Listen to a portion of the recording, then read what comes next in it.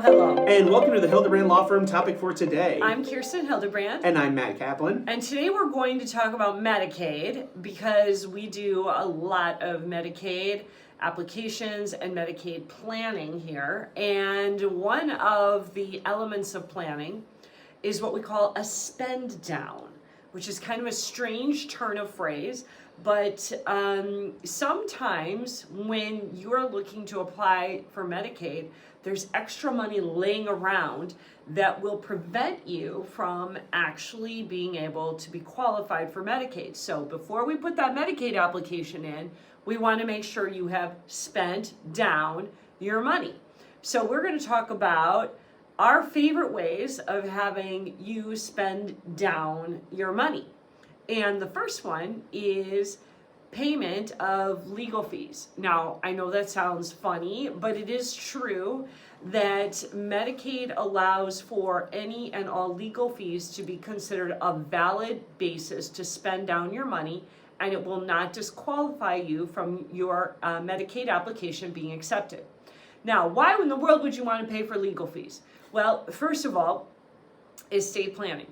So any estate planning that needs to be done, it should be done because that is considered to be a valid reason to spend down your money.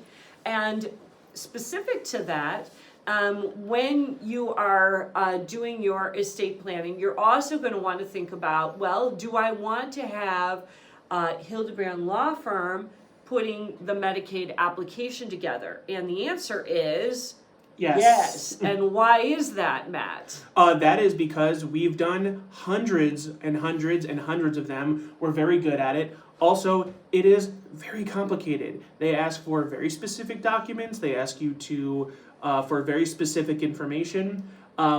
One thing I learned very early on in home ownership is that if you're not 100% sure you can't do something, hire someone to do it because it's going to cost you twice as much to fix it. Right. And it's going to cost you many nights in which your wife makes you sleep on the couch because you screwed something up and it costs a lot of money. So one of the things, especially Medicaid, it's so hyper-specific. Medicaid is a beast of a law. The manual is hundreds and hundreds of pages long, pages which all of us have read in this office. And so depending on how much it costs a firm to do it, even if a firm says $20,000 for a Medicaid application, most of the time, 100% worth it. Because most people don't have the wherewithal to fill it out on their own. Most people don't have the patience. Most people don't know what they mean by certain questions. And so legal fees are one of my favorite ways to spend down because I always say, listen, either it goes to us and you get some work done, or it goes right to the nursing home and you don't get any work done. Right. So it's totally up to you. Right. So the second way that you can spend down your money without having Medicaid give you a red flag is home improvements. So if you need a new roof, if you need a new driveway, if you need new appliances, anything that clearly is in need of improvement, any funds that are spent on that is just fine with them. Now, Matt, why would that be the case? Why would that be the case? Because if you don't have your stuff set up correctly, guess who's taking your home after you pass away? Ding, ding, ding, Medicaid. So Medicaid's like, oh my God, spend all your money on getting this roof redone, getting the driveway redone, get all new washer and dryer and everything, paint the walls, go at it, go ham on that house. Why? Oh, it's because that after you rack up a giant bill on Medicaid and you didn't put your home into a trust like Matt and Kirsten told you to do, guess what? We're attaching a lien to that house, and guess what? We're going to file a probate action and take that house after you die. Right. And now that that house has been totally fixed up, great, we're going to get so much more money out of it. That's right, that's right. So there's a method to the madness on that one for sure. Number 3 is they are totally fine with you getting a new car. And it can be how much? Now, in Wisconsin, there's no actual limit on the value of the car. We had a client that one time rolled up to a nursing home in a $75,000 Escalade, which is funny because she could barely get out of it. which is why she needed nursing home care. And so technically in Wisconsin, there's no limit. In other states, I'm assuming that there's limits, but I don't know. The idea with Medicaid is pigs get nurtured, hogs get slaughtered. I would never advise a client who has $1 million over the limit to go and buy a super fancy classic car. Go and buy an Aston Martin that was in all the James Bond movies. That's like a classic car. I would never advise my client to do that because Medicaid would flag it. They probably would not be okay with it. It'd be fun if a different lawyer recommended that and we could see what happened in that situation because, right, it does seem like according to the laws you can get a new car of any price point. Again, I think the reason that they're willing to let that happen is because if somebody's going into a nursing home, more than likely they're within 2 or 5 years of passing away and that car can be sold and then that money can be used by the estate, and Medicaid can make a claim against the estate for the money that represented that car. So they're still getting a percentage of that ultimately. And another thing that's really interesting in Wisconsin, let's say you have a car and it's a clunker, but your mom's going to go into a nursing home. She's got this clunker. You want to use a car to go visit her, bring her things, do some work for her. Mom can give away her car to you, and then she can go and get a new car. Mm-hmm. And the giving away the car is totally fine because that's already an exempt asset. She's giving away an exempt asset. Doesn't matter. Not seen as a divestment. And then she can go and spend down her money and buy another car. What she would need a new car for, I have no idea, but she's allowed to do that. And so buying a new car, totally allowed. Another one is the state of Wisconsin is legally required to bury you unless you have your own policy in place. So there are what's called Medicaid compliant burial policies that you can get for yourself and then also for the entire family up to $15,000 per person currently.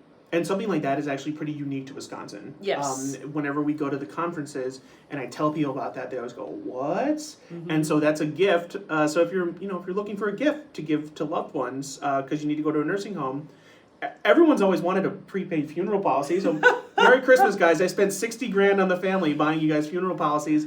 Now you don't have to worry. If you die, everything's taken care of. Yes. So yeah, that is a very interesting and unique way to spend down money, but it also accomplishes a purpose and something that otherwise the state would be obligated to pay. So the last favorite spend down that we have is spending down taxes that are overdue and debts that have not been paid.